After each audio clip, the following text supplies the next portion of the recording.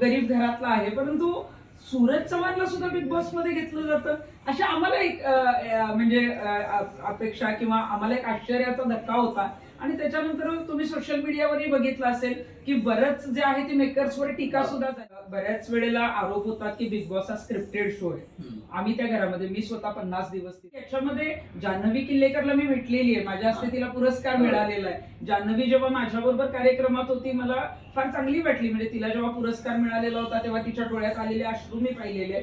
मी फार तिचा विरोध करणार येत नाही. म्हणजे मी घनश्यामचं उदाहरण देईन तुम्हाला. घनश्याम इतक्या आठवड्यात टिकणं हे निक्कीच्या ग्रुपमध्ये असलं. कारण मग निक्कीच्या ग्रुपमध्ये असल्यामुळे नॉमिनेशनला बऱ्याच वेळेला तो आला. आणि निक्की जे आहेत ना ते मला असं वाटतंय की बिग बॉस मध्ये ठीक आहे, ते टॉप 5 पर्यंत जातील किंवा कधीपर्यंत राहतील मला माहित नाही, परंतु हे दोघं कधी विनर झाले नाही. आणि बऱ्याच वेळेला टास्क खेळताना तुम्ही सारखी रडारडी करून उपयोग नाहीये. जे आर्याचं दिसतंय, तुम्ही सारखंच रडत बसलात तर मग लढायचं कोण? नमस्कार, मी विकास. आपल्या सगळ्यांचं स्वागत आहे मराठी मनोरंजन विश्व या आपल्या युट्यूब चॅनलमध्ये. आणि सध्या मराठी प्रेक्षकांमध्ये जी सध्या एक विशिष्ट चर्चा असते एका शोची, रियालिटी शोची, तो म्हणजे बिग बॉस मराठी. आणि ज्या पद्धतीने बिग बॉस मराठीचा सीझन या वर्षीचा गाजतोय, नवा सीझन, त्या पद्धतीने आपल्या सगळ्यांची उत्सुकता त्याच्यामध्ये खूप अशी वाढलेली आहे. रोज त्याच्यावर ट्रोल्स होतात ते लोक किंवा रोज त्याच्या गोष्टी चर्चा चालू आहे. परंतु माझ्यासोबत अशी व्यक्ती आहे की ज्यांनी बिग बॉस मराठीचा सीझन 3 जो आहे तो गाजवला होता. म्हणजे बिग बॉस मराठी सीझन 3 मध्ये ज्या स्पर्धा जाऊन गेलेल्या आहेत, म्हणजे त्या जेव्हा बाहेर पडल्या तेव्हा अक्षरशः सगळ्यांच्या डोळ्यात पाणी आलं होतं. अशा ठिकाणी एक धडाडीचं काम करून तिथं त्यांनी एक बिग बॉस आपलं नाव तिथं ठेवलं होतं. अशा तृप्तीताई देसाई आपल्या सोबत आहेत. ताई, काय सांगशाल? बऱ्याच वर्ष एक वर्ष गॅप पडला सीझन साठी बिग बॉसच्या, पण जेव्हा तुम्ही पहिला प्रोमो पाहिला, पहिली स्पर्धक सगळी लिस्ट पाहिली, तेव्हा पहिले तुमची भावना काय आली? खरं तर बिग बॉस मराठी हा रियालिटी शो आहे. रियालिटी शो मध्ये जे कोणी जातं त्याच्यामध्ये तुम्ही खरे कसे आहात ते लोकांसमोर येतात. आणि एक वर्ष जे काय आहे ते बिग बॉस मराठी आलेलं नव्हतं. प्रेक्षकांमध्ये उत्सुकता होती की आता कोण कोण येणार. तसं आम्हालाही वाटत होतं की आमच्या सीझन नंतर अजून चांगला एखादा सीझन जो आहे तो समोर आला पाहिजे. आणि मेकर्सने फार चांगले जे काही आहेत ते कंटेस्टंट यावेळी निवडलेले आहेत, वेगवेगळ्या क्षेत्रातले आहेत. मला वाटतं की लोकांचा खूप चांगला प्रतिसाद सुद्धा जो आहे तो यावर्षी मिळतोय. म्हणजे पहिल्या दिवसापासून फॉलो करायला चालू केले?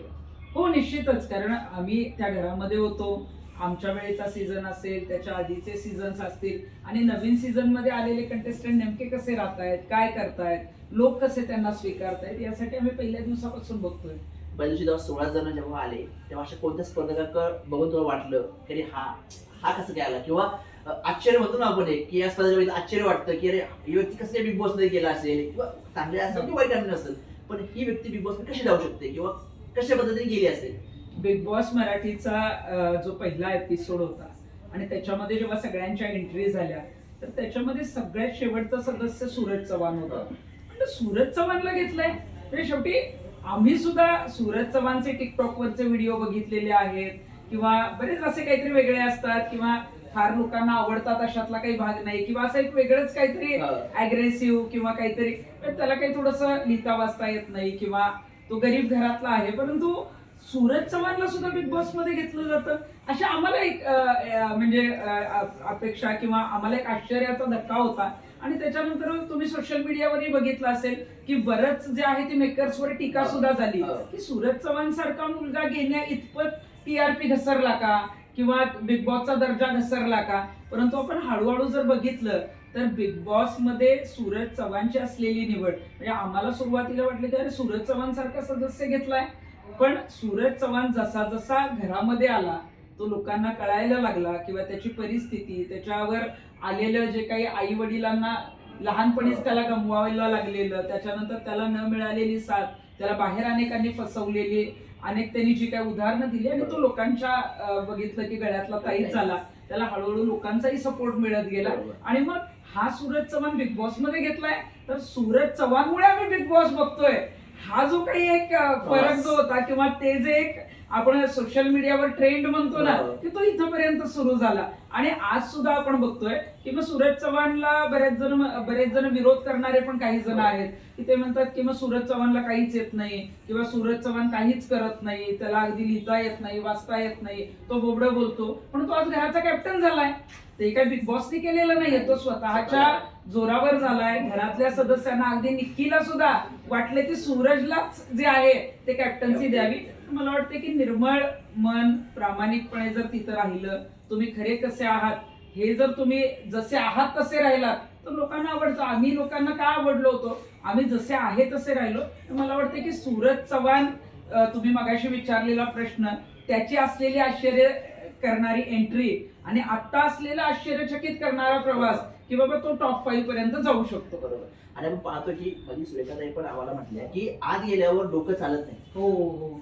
तो तर म्हणजे तुला यातलं काही नाहीच आहे. हो, म्हणजे हो. तुझं भले भलेंचं डोकं आतमध्ये चालत नाही की हो. काय निर्णय घ्यावा, कशा पद्धतीने तोंडावर एखाद्याचं वाईट बोलावं किंवा बरोबर. त्याची खरी बाजू खोटी बाजू तोंडावर सांगावं. तर हे डोक्यात कसं वादळ निर्माण झालेलं असं आत गेल्यावर. त्यावेळेस बऱ्याच वेळेला आरोप होतात की बिग बॉस हा स्क्रिप्टेड शो आहे. आम्ही त्या घरामध्ये, मी स्वतः 50 दिवस तिथं होते. बिग बॉस अजिबात कुठला स्क्रिप्टेड शो नाहीये, कारण अचानक कुठलेही टास्क येतात, अचानक जी काय आहे वाईल्ड कार्ड एंट्री असेल की किंवा तुम्हाला जे काही आदेश दिले जातात, जे काही समोर येतं ते सगळं अचानक येतं. आणि मग सुरेखाताई योग्यच बोलल्या, अचानक जे काही येतं आणि ते लगेच वाचल्यानंतर फार काही आमच्यासारख्यांनाही जर कळत नाही तर सूरजला कितपत समजणार आहे.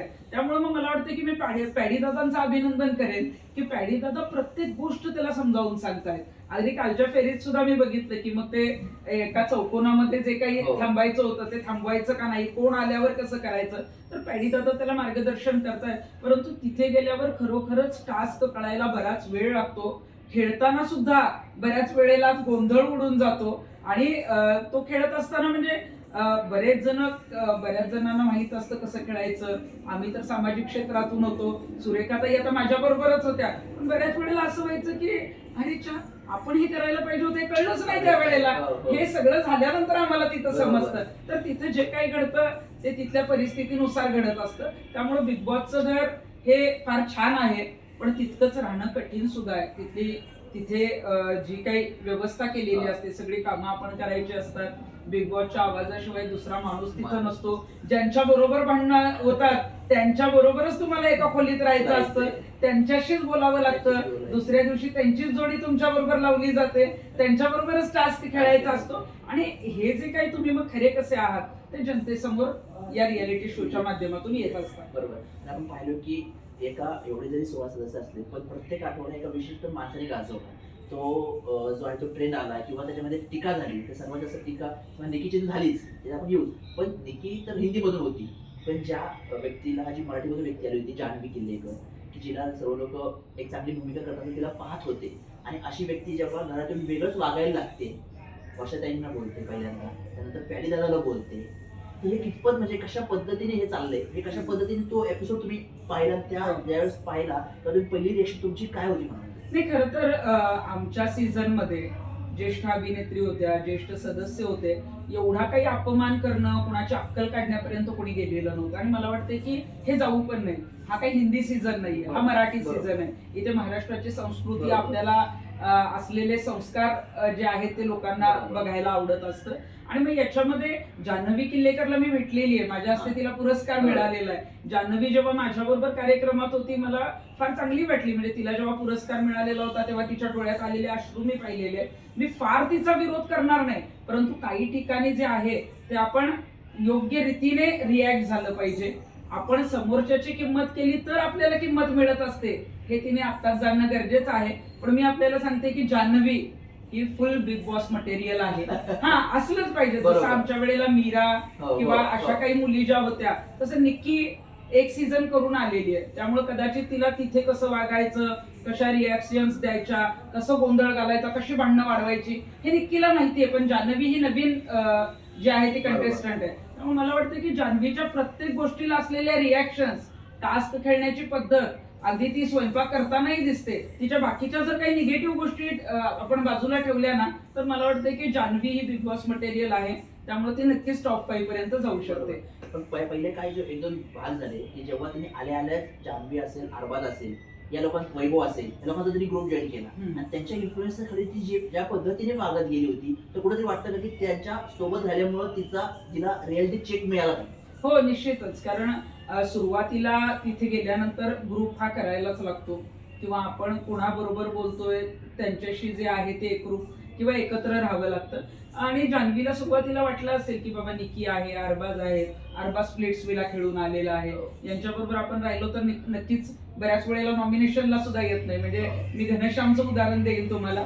घनश्याम इतक्या आठवड्यात टिकणं हे निक्कीच्या ग्रुपमध्ये असं नाही. बरोबर हा, कारण मग निक्कीच्या ग्रुपमध्ये असल्यामुळे नॉमिनेशनला बऱ्याच वेळेला तो आलाच नाही. बरोबर. हा, तर जान्हवीने कदाचित त्या ग्रुपमध्ये गेल्यानंतर थोडंसं निक्कीची सावली म्हणून तिच्यावर आरोप झाले, काही गोष्टींमध्ये मर्यादा ओलांडली जी ओलांडली नाही पाहिजे. बरोबर. कारण जान्हवीकडून चुका झाल्या. वर्षाताईंसारख्या ज्या ज्येष्ठ अभिनेत्री आहेत, आज तुम्ही मराठी इंडस्ट्रीमध्ये काम करता आणि त्यावेळेला अशा ज्येष्ठ अभिनेत्रींवर तुम्ही त्यांची अक्कल काढता, त्यांना त्या मुलांबरोबर बरोबर. चुकीचं बोलताय, तर आपण काय बोलतोय आपण याच्यावर भानावर असणं गरजेचं आहे. पण मला वाटतं की आता त्याच्यावर जास्त आरोप करणं गरजेचं नाही, कारण ऑलरेडी जान्हवी जेलमध्ये जाऊन आलेली आहे, तिला शिक्षा मिळालेली आहे. परंतु आता त्यात सुधारणा होणं गरजेचं आहे. थोडीफार सुधारणा जाणवतीये. बी ग्रुप सुद्धा जान्हवीला आता जवळ घ्यायला लागलेला आहे. तर मला वाटतं की जान्हवी सारखी जी मुलगी आहे, जी ऑलराऊंडर आहे, तर तिने थोड्याशा मर्यादा बोलण्याच्या जर बाळगल्या तर नक्कीच ती टास्क मध्ये पुढे जाऊ शकते. आपण पाहतो की अरबाज असेल, निकी असेल, यांनी ज्या पद्धतीने मागच्या आठवड्यात ज्या पद्धतीने बी ग्रुपला धोका दिला तरी सुद्धा बी लोक बरेच दिवस त्यांच्याकडेच होते. हे आपण पाहतो की बी ग्रुपला धोका देऊन सुद्धा वर्षाताईने त्यांना नॉमिनेट न करता त्या टास्क मध्ये तर घनश्यामला नॉमिनेट केलं, म्हणजे त्याच्याच साईडच्या लोकांना केलं. म्हणजे पाहिलेलं असेल की त्या लोकांना टीपी दादाला वगैरे केलं, अरबाजला आणि निकीला न करता. ते काय त्या एपिसोड तुम्हाला काय वाटतं? हे बघा, अरबाज आणि निक्की जे आहेत ना, ते मला असं वाटतंय की बिग बॉस मध्ये ठीक आहे, ते टॉप 5 पर्यंत जातील किंवा कधीपर्यंत राहतील मला माहित नाही, परंतु हे दोघं कधी विनर झाले नाही पाहिजे. हे दोघेही शो खेळून आलेले आहेत. इथं जे कोणी नवीन येतं तिथं जे काही स्वतः करतं ते विनर झाले पाहिजे. आणि हे आपण बघतोय की दोघेही सगळ्यांचा वापर करून घेत आहेत. आणि त्या वेळेला वापर करून घेत आहेत आणि परत स्वार्थासाठी एकत्र येत आहेत. आणि मग वर्षाताईंनी सुद्धा मागच्या वेळी जेव्हा नॉमिनेशनचा टास्क आला तेव्हा वर्षाताई आणि अंकिताने जेव्हा सूरज चव्हाणला नॉमिनेट केलं, मला आश्चर्य वाटलं. कारण सूरज अंकिताला ताई मानतो, वर्षाताईंना आई म्हणतो, आणि मला वाटतं की ठीक आहे, तो कदाचित एखादा आठवडा खेळला नसेल किंवा वर्षाताईंना वाटू शकतं की तो थोडासा डल सदस्य, परंतु मग अरबाज, निक्की, वैभव आहेत ना, जे तुम्हाला वेळोवेळी घरातनं बाहेर काढायला तयार आहेत, त्यांना तुम्ही न करता तुमचाच एक माणूस जर कमी करायला लागला तर तुम्हाला पुढे कोण वाचवणार आहे? त्यामुळे त्यावेळेला जे काही नॉमिनेशन साठी जी काही नावं घेतली गेली त्याच्यात वर्षाताई आणि अंकिता यांनी घेतलेलं नाव मलाही आवडलं नाही आणि प्रेक्षकांना अजिबात आवडलं नाही. बरोबर. आपण पाहतो की आर्या पण मध्ये काही भागामध्ये की अशी वाटत जमलं की आर्या जी आहे ती फक्त जान्हवीला असेल किंवा निकी असेल टक्कर देऊ शकते. पण पुढे असं वाटतं की मध्येच ती अरबाज सोबत ज्या वेळेस होती जोडी म्हणून त्यावेळेस कुठेतरी ती डायव्हर्ट झाली म्हणता येईल किंवा ती इमोशनल त्यावेळेस अटॅच झाली. तर या गोष्टीवर कसं बघते? थोडीशी आर्या इमोशनल वाटतीये आणि ती दोन्ही ग्रुपला धरून आहे. म्हणजे मी कधी कधी बघते तेव्हा ती कधी कधी निक्की आणि अरबाजच्या ग्रुपमध्येही दिसते, बी ग्रुपमध्येही दिसते. पुढे जाण्यासाठी निक्कीचाच ग्रुप आपण जॉईन केला पाहिजे, तेव्हा त्यांना दुखवलं नाही पाहिजे असंही तिला वाटत असतं. आणि बऱ्याच वेळेला टास्क खेळताना तुम्ही सारखी रडारडी करून उपयोग नाहीये. जे आर्याचं दिसतंय, तुम्ही सारखंच रडत बसलात तर मग लढायचं कोण? त्यामुळे मला वाटतं की रडत बसण्यापेक्षा ठीक आहे, मध्ये आधेमध्ये पण काही बालिश गोष्टी करतात. म्हणजे त्यांच्यामध्ये मी तो टास्क म्हणण्यापेक्षा पुढे टिश्यू टाक, किंवा आताही काल काहीतरी बघितलं की कोणीतरी कढई घेतली आणि ती बेडवर ठेवली वगैरे. अरे तुम्ही जे काय करायचंय ना ते तुम्ही ते जशा पद्धतीनं करता त्या पद्धतीनं करा ना. तुम्ही काहीतरी बालिश कृत्य करायला लागलं तर ती लोकांना आवडणार नाही. त्यामुळं आर्याच्या अपेक्षा प्रेक्षकांकडून भरपूर आहे. आर्या जेव्हा आली, ती जेव्हा रॅप सॉन्ग तिने पहिल्या आठवड्यात सादर केलं, तिथल्या तिथे इतकं छान पद्धतीनं सादर केलं आणि आम्हालाही वाटलं की ती बोल्ड आहे, विदर्भातून आहे, ती खरोखरच पुढे जायला पाहिजे. पण ती असा काही फार मोठा खेळ बिग बॉस मध्ये दाखवताना दिसत नाहीये, ती निराश करतानाच दिसतीये. वर्षाताईबद्दल काय सांगाल? वर्षाताई आपण पाहतो की प्रत्येक सीझन मध्ये 1 ते 2 असे थोडेसे एजंट म्हणा की ज्यांना म्हणतो ना आपण की फिजिकल टास्कला काही अडचणी येऊ शकतात असे तसे घेतले जातात. ज्यावेळेस वर्षाताई त्या पद्धतीने आहेत पण पहिले काही दिवस त्यांनी खेळले, पण आता कुठेतरी एक जसं असं संपलं आता. म्हणजे त्यांचं निकित भांडण होत होतं, ते स्वतः म्हणलं की माझ्या सहन परत काय आलं, मी परत परत का रिपीट करू ते, हो. परत परत का देऊ. पण मग जे काही टास्क असतात फिजिकल, त्या कोणत्याही फिजिकल टास्क मध्ये वर्षाताई बरोबर पाहायला मिळत नाही. त्यामध्ये काय सांगता? नाही, पण वर्षाताईंचं जर मी बघितलं तर त्या ज्येष्ठ अभिनेत्री आहेत. हो. आपण बघतो की ज्येष्ठ अभिनेत्री जेव्हा तिथे येतात तर बऱ्याच वेळेला टास्क जो असतो तर तिथं तो ताकदीनेच खेळायला लागतो. काल इथे खेळताना दिसलंय, कदाचित ताकद कमी पडली असेल, परंतु त्या कणखर मात्र आहेत. म्हणजे निकीला तिथल्या तिथं उत्तर देणाऱ्या, घरामध्ये कुणाचाही शब्द अजिबात खाली पडू न देणाऱ्या वर्षाताई आहेत. आणि काही टास्क मध्ये कदाचित कसं आहे की काही वेळेला असे टास्क दिले जातात की ते व्यक्ती तरुणच खेळू शकतात. त्याच्यामध्ये काय होतं की 55-60 वय झालेलं असतं, किंवा कधी काय पाय घसरला किंवा फ्रॅक्चर झाला. अगदी आम्ही खेळताना सुद्धा आम्ही सांभाळून खेळायचो, कारण बऱ्याच वेळेला होतं. कुणाचा हात फ्रॅक्चर, माझा पाय फ्रॅक्चर झालेला होता. म्हणजे अशा बऱ्याच गोष्टी होतात, त्यामुळे त्या थोड्याशा सांभाळून खेळत असतील. पण त्या कुठं खेळताना अशा कमी दिसत नाहीयेत. मला वाटतं की अजून चांगलं ते खेळू शकतात.